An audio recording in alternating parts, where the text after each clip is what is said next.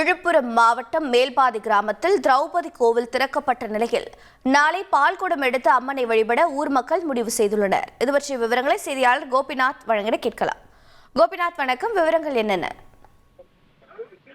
விழுப்புரம் அடுத்த மேல்பாதி கிராமம் தமிழகத்துல கடந்த 2 ஆண்டுகளாக பரபரப்பாக பேசப்பட்ட ஊர் இந்த மேல்பாதி கிராமம்.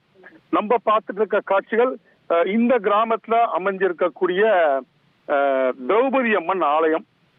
இந்த ஆலயத்தை பொறுத்தவரைக்கும் பார்த்தீங்கன்னா கடந்த 2023ஆம் ஆண்டு ஏப்ரல் மாதம் ஒரு தரப்பினர் வழிபாடு செய்ய மற்றொரு தரப்பினர் எதிர்ப்பு தெரிவித்ததாக கூறப்படுகிறது. இதுல பாத்தீங்கன்னா சட்டம் ஒழுங்கு பாதுகாப்பு கருதி இந்த கோயில் அப்போது தற்காலிகமாக பூட்டி சீல் வைக்கப்பட்டதுங்க.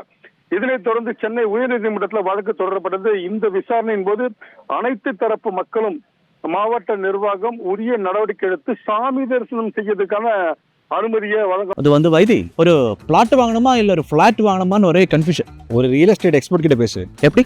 பாஸ்வாலா be the pass.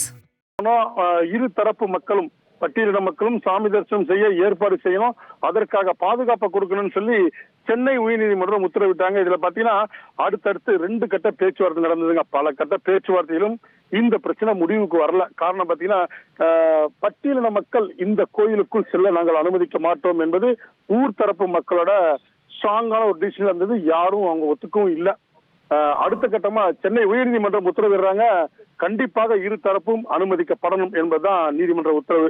அதன் அடிப்படையில காவல்துறை இரு தரப்பிலும் பேச்சுவார்த்தை நடத்தி தற்போது இந்த கோயில் திறக்கப்பட்டு இரு தரப்பினருக்கும் சாமி தரிசனம் செய்ய அனுமதி வழங்கியிருக்காங்க.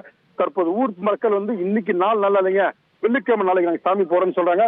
பால் குடம் எடுத்து நாளை வழிபட போவதாக ஊர் மக்கள் அறிவிப்பு. இன்னும் பட்டியலின மக்கள் யாரும் கோயிலுக்குள் வரலாம். அந்த காட்சி தான் பார்த்துட்டு இருக்கோம்.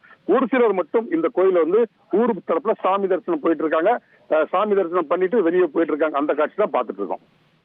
உங்களுடைய தகவல்களுக்கு நன்றி கோபிநாத்.